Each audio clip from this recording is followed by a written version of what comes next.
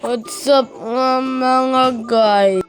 May pinuntahan nga pala sila papa. At ito nga yung pagpunta nila sa bakungan. Nasa Taytay. Hindi nga pala ako kasama niyan mga guys. Dahil walang magbabantay. Kaya iniwan na lang ako. Siyempre, okay lang yun sa akin kung iwan nila ako. Dahil makakatulong pa ako sa tindahan. At ayan pa nga, nung bago sila mag-alis. At nasa bakungan pa lang ngayon sila mga guys. Kita nyo na talaga yung mga magagandang tanawin na nasira lang dahil sa mga pag-curve ng ganyan. Sabi nga ni Papa, wag daw akong malikot dahil wala akong kasama doon. Nagawa ko is magantay na lang sa kanila. Siyempre habang nagantay ako sa kanila, sila naman pala ay akala ko kasi guys, sila ay nagpaturok lang sa kapatid ko. Ngayon, nung alam ko na, di ko para alam na napunta pa sila Taytay, nagulat na lang ako kasi tumawag ako kala Papa.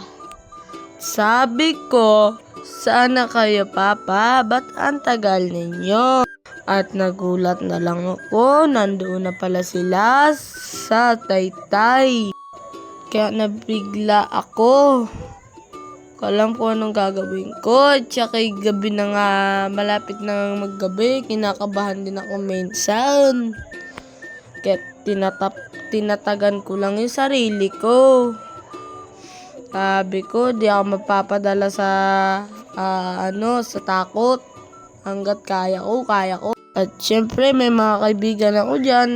Dyan lang muna napalipas ako ng oras dyan sa kanila sa harap ng bahay. Dahil di pa naman sila pinapauwi at wala naman silang gagawin. Kaya ayun, usap-usap lang muna kami habang wala pa. Ayan nga.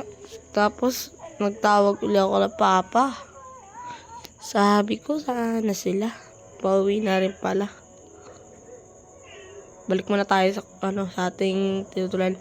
So, dito na nga pala yan sila. Di ko na alam to kung saan ito guys. Pero malapit na sa Langogan. Langogan lang alam ko dyan. Ayan nga guys oh.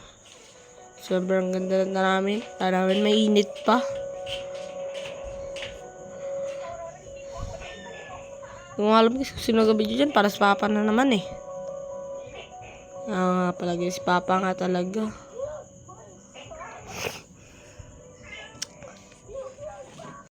Ayan nga. Maambon-ambon pa nga eh. Mainit na may kaunting ambon. Bilisan talagang takbo nila dyan guys. Kaya ayun. Ayan si Papa, ngiti. Ayan nga. Ito nga pala, stories guys. Oh. Ibig sabihin yan, nasaan sila, Buliluyan. Lahat na nga yan guys. Sa ako iniwan lang doon, pero okay lang. Kaya ako naman magantay, wala naman yan eh. Mag-uwi lang din sila guys. May dalang pagkain yung pag-uwi nila eh. Kaya doon pa ako na, sarap pa ng pagkain yung buko pie. Okay lang, kahit di sinama, at least may pagkain guys, Nakain pa tayo. Thank you sa mga followers.